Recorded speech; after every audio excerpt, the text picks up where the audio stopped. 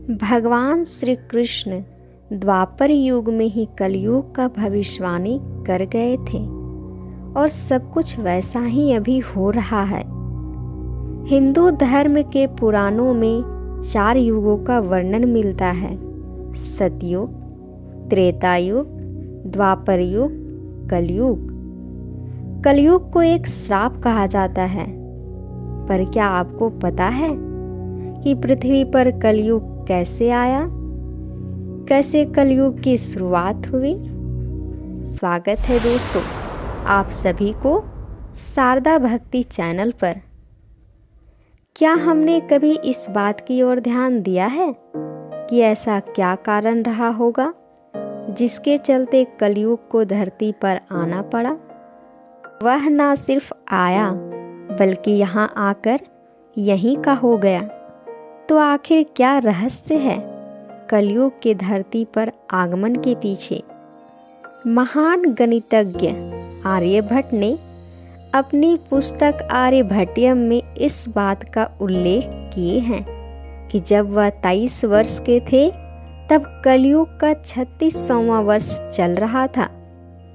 आंकड़ों के अनुसार आर्यभट्ट का जन्म 476 ईस्वी में हुआ था। गणना की जाए तो कलयुग का आरंभ 3102 ईसा पूर्व हो चुका था, जब धर्मराज युधिष्ठिर अपना पूरा राजपाट परीक्षित को सौंपकर अन्य पांडवों और द्रौपदी समेत महापलायन के लिए हिमालय की ओर निकल गए थे। उन दिनों स्वयं धर्म बैल का रूप लेकर गाय के रूप में बैठी पृथ्वी देवी से सरस्वती नदी के किनारे मिले। गाय रूपी पृथ्वी के नयन आंसुओं से भरे हुए थे। उनकी आंखों से लगातार आंसू की धाराएं बह रही थी। पृथ्वी को दुखी देख धर्म ने उनसे उनकी परेशानी का कारण पूछे।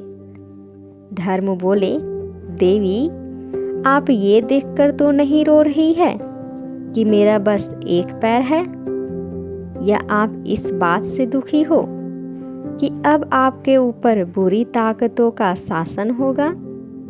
इस सवाल पर पृथ्वी देवी बोली, हे धर्म, आप तो सब कुछ जानते हो, ऐसे में मेरे दुख का कारण पूछने से क्या लाभ? सत्य, पवित्रता, क्षमा, दया, संतोष, त्याग, शास्त्र विचार, ज्ञान, वैराग्य, अहंकारहीनता आदि गुणों के स्वामी भगवान श्री कृष्ण के स्वधाम जाने की वजह से कलयुग ने मुझ पर कब्जा कर लिया है। पहले भगवान श्री कृष्ण के चरण मुझ पर पड़ते थे, जिसकी वजह से मैं खुद को सौभाग्यशाली मानती थी, परंतु अब ऐसा नहीं है। अब मेरा सौभाग्य समाप्त हो गया है। धर्म और पृथ्वी आपस में बात कर ही रहे थे कि इतने में असुर रूपी कलयुग वहां आ पहुंचा और बैल और गाय रूपी धर्म और पृथ्वी को मारने लगा। राजा परीक्षित वहां से गुजर रहे थे। जब उन्होंने यह दृश्य अपनी आंखों से देखे तो कलयुग पर बहुत क्रोधित हुए। अपने धनुष पर बाण रखते हुए राजा परीक्षित ने कलयुग से कहा, दुष्ट, पापी, तू कौन है? इन निरपराधी गाय तथा बैल को क्यों मार रहा है, क्यों सता रहा है? तू महान अपराधी है। तेरा अपराध क्षमा योग्य नहीं है, तेरा वध निश्चित है। राजा परीक्षित ने बैल के स्वरूप में धर्म और गाय के स्वरूप में पृथ्वी देवी को पहचान लिए थे और बोले, हे धर्म, सतयुग में आपके तप, पवित्रता, दया और सत्य 4 चरण थे। त्रेता में 3 चरण रह गए, द्वापर में 2 ही रह गए और अब इस दुष्ट कलयुग के कारण आपका एक ही चरण रह गया है। पृथ्वी देवी भी इस बात से दुखी है। इतना कहते ही राजा परीक्षित ने अपनी तलवार निकाली और कलयुग को मारने के लिए आगे बढ़े। राजा परीक्षित का क्रोध देखकर कलयुग कांपने लगा। कलयुग भयभीत होकर अपने राजसी वेश को उतारकर राजा परीक्षित के चरणों में गिर पड़ा और क्षमा याचना करने लगा। राजा परीक्षित एक धर्मात्मा राजा थे। उन्होंने शरण में आए हुए कलयुग को मारना उचित नहीं समझे और उससे बोले, कलयुग तू मेरे शरण में आ गया है, इसलिए मैं तुझे जीवन दान दे रहा हूँ।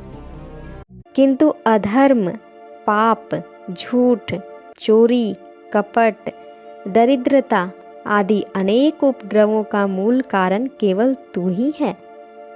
तू मेरे राज्य से अभी निकल जा और फिर कभी लौटकर मत आना।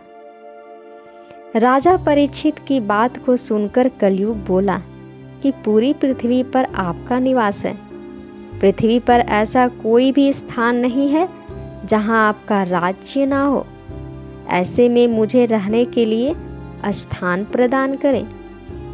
कलयुग के ऐसा कहने पर राजा परीक्षित सोच विचार करके बोले, असत्य, मद, काम और क्रोध, इन चारों स्थानों पर तुम निवास कर सकते हो। परंतु कलयुग बोला, हे राजन, ये 4 स्थान मेरे रहने के लिए पर्याप्त नहीं है। कृपया करके अन्य जगह भी प्रदान कीजिए मुझे। इस मांग पर राजा परीक्षित उसे स्वर्ण के रूप में 5वां स्थान प्रदान किए। कलयुग इन स्थानों के मिल जाने से प्रत्यक्ष रूप से तो वहां से चला गया, किंतु कुछ दूर जाने के बाद अदृश्य रूप में वापस आकर राजा परीक्षित के स्वर्ण मुकुट में निवास करने लगा।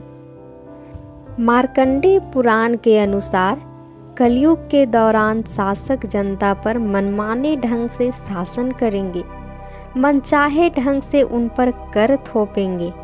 शासक अपने राज्य में अध्यात्म की जगह भय का प्रसार करेंगे।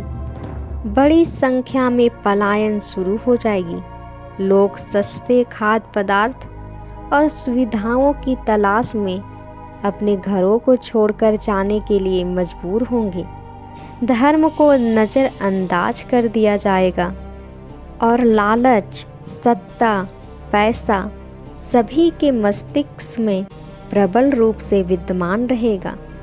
लोग बिना किसी पश्चाताप के अपराधी बनकर लोगों की हत्या करेंगे।